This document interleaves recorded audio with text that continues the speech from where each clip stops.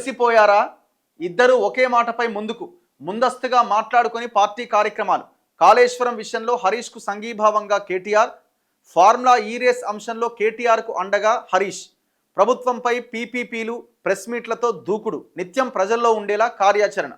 కేటీఆర్, హరీష్ రావు కలిసిపోయారా అంటే అవుననే సమాధానమే వస్తుందట. ఇది భూమి ఆకాశం ఒక్కటైనా, తలకాయ కింది కాళ్ళు పైకైనా ఇది ఎన్నటికీ జరగని విషయం.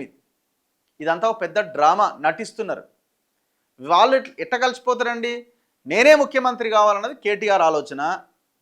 నేను ఎప్పుడు అవతలికి నెడదామా అన్నది హరీష్ రావు ఆలోచన. కవితది ఇంకో రకమైన ఆలోచన. కవిత పార్టీలో, కుటుంబంలో పెట్టిన చిచ్చుతోటి మేమిద్దరం కలిసే ఉన్నామని నటిస్తున్నారు. సింపుల్. ఫస్ట్ ఇప్పుడు హరీష్ రావుకి ఏం కావాలా? ఇక్కడ సింపుల్ ఒకటే. ఇప్పుడు హరీష్ రావు కూడా కేటీఆర్తో ఎందుకు నవ్వులు పువ్వులు ఎందుకు చేస్తున్నాడు? కవిత పెట్టిన చిచ్చు మామూలు చిచ్చు కాదు. ఇంట్లో నేను ఒకరిద్దరు బీఆర్ఎస్ వాళ్ళతో మాట్లాడినప్పుడు కూడా, పెద్ద పెద్ద నాయకులతో, ఎమ్మెల్యే స్థాయిలో ఉన్న వ్యక్తులతో మాట్లాడినా ఈ పెంట పెట్టిపోయింది, ఇప్పుడు ఇది ఏం మాట్లాడడానికి అవకాశం లేదని. సో ఇట్లాంటి సిచ్యువేషన్లో కేటీఆర్, హరీష్ రావు మొన్నటిదాకా చర్చ ఏముండే? వీళ్ళిద్దరి మధ్యలో గొడవలు ఉన్నాయన్న చర్చ ఉంటుండే. ఇప్పుడు ఇంకొక కొత్త చర్చ స్టార్ట్ అయింది. కవిత కుటుంబంతో ఇదైపోయింది, తెగదెంపులు అన్న చర్చ స్టార్ట్ అయింది. ఇప్పుడు ఈ చర్చ ఒకవైపు నడుస్తున్నప్పుడు కొత్త చర్చ తెర మీదకి వచ్చినప్పుడు పార్టీ ఇంకా డ్యామేజ్ అయ్యే అవకాశం ఉంది. అందుకే కేసీఆర్ చెప్పింది ఏంటంటే, అరే నాయన, ఆమె నటన పోని సంబంధం లేదని మీరిద్దరన్నా కలిసి ఏదో నటించండి, ప్రజల్లో కొంత, కార్యకర్తల్లో కొంత ఇది ఉండదు అనేసరికి కేటీఆర్ అండ్ హరీష్ రావు కలిసి ఒక పెద్ద నటన, కేసీఆర్ ఆదేశాలతో వాళ్ళిద్దరూ ఆస్కార్ లెవెల్లో నటిస్తున్నారు. ఇప్పుడు హరీష్ రావుకి ఏం కావాలా? పార్టీని టేక్ ఓవర్ చేయాలి, ఆర్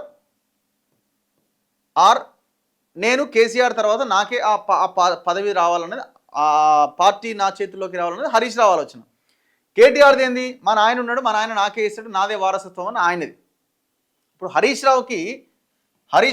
రావు స్ట్రాటజీ ఏంది? కవిత దూరం అవ్వడం హరీష్ రావుకి కావాలి. ఆ విషయంలో ఒక రకంగా ఆయనకి అడ్వాంటేజ్ అనే ఈక్వేషన్స్ కనిపిస్తున్నాయి.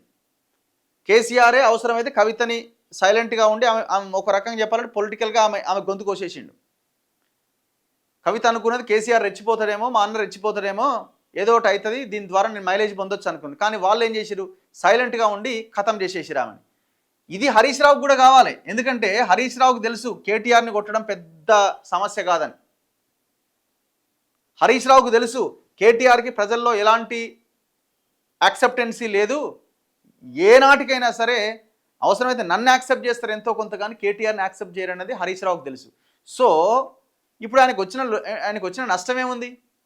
అందుకే ఆయనకి ఫస్ట్ కవిత సైడ్ అయిపోవడం కావాలి, కవిత ఇంకా పూర్తిగా డ్యామేజ్ అవ్వడం కావాలి, ఎటు కాకుండా కావాలి. కవిత పార్టీతో తెగదంపులు అనేలాగా కవిత బయటికి వెళ్ళిపోవాలి, ఒక లైన్ క్లియర్ అయిపోతుంది.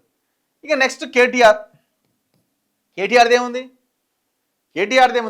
ఆయనకు పని చేయడం రాదు, కష్టపడడం రాదు, మాట్లాడడం అసలే రాదు. సో ఏ రకంగా చూసినా నాకే అడ్వాంటేజ్ అవుతుంది. కాబట్టి నేను కేటీఆర్తో నవ్వినట్టు మాట్లాడితే ఏముంది? యాక్షనే కదా. చలో యాక్షన్, క్లాప్ అనగానే యాక్టింగ్ చేస్తున్నారు, సమావేశం అనగానే ఏం లేదు అక్కడ, అంత అవుతుంది. కలిసిపోయారంటే అది ఎప్పటికీ జరగదు. అది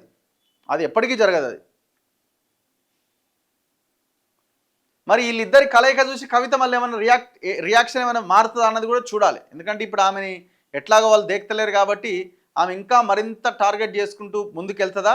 తప్పైపోయింది, ఆయన ఏం చేయలేకపోయినా, ఏదో చేసినా అయిపోయింది, తప్పైందని కాళ్ళ బైరానికి వస్తుందా, బ్లాక్మెయిల్ నుంచి అన్నది భవిష్యత్తులో చూడాలి.